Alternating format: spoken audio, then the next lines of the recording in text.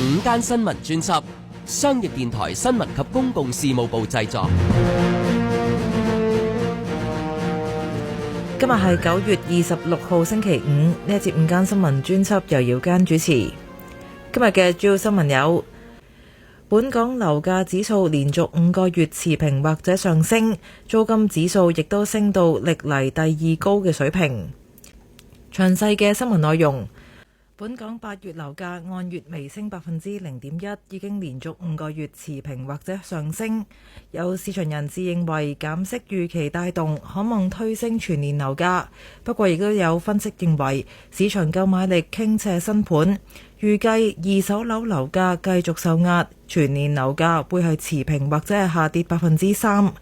至於租金指數就連升9個月，升到歷嚟第2高嘅水平。黃景瑩報道，反映二手樓價嘅差估署私人住宅樓價指數8月報288.5，按月係微升0.1%。原本係連續5個月上升，但因為之前嘅月份修訂咗數據，而變為連續5個月持平或者上升。今年以嚟樓價嘅跌幅收窄到跌0.2%。面積431尺以下嘅細單位樓價按月係升0.3%，其中港島區樓價升4.6%，平均售價大約533萬；九龍區升咗0.7%，平均售價要458萬；新界區樓價就跌咗2.4%，平均售價要434萬。至於1000尺以上嘅大單位樓價按月就升咗0.2%。利嘉閣地產研究部主管陳海潮預期第三季樓價同去年水平好接近，喺經濟同股市都利好之下，加埋美國減息預期以及內地高才專才住屋嘅需求，第四季樓價可望升2%至3%，推升全年嘅樓價。美國嘅減息啦嚇，咁而且嚟緊都預期有2次再減息嘅嚇，咁佢實際嘅供款利率咧就會有所下降嘅，咁對於支持個市場入市信心喺度嘅。咁所以我相信9月份啦個樓價指數下次公佈嗰時咧都維持一個平穩微升嘅狀態啦，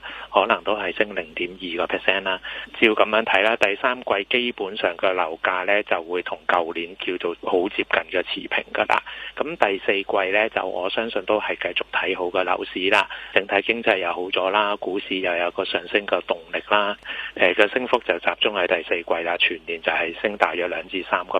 不過來方就認為，雖然樓市氣氛明顯回暖，但因為貨尾量仍然處於高位，而銀行同業拆息 HIBOR 未能維持低位，市場嘅購買力傾斜新盤，預計二手樓價短期繼續受壓，全年樓價會持平至到下跌3%。到明年嘅上半年有望明顯回暖，明年全年有機會升返5%。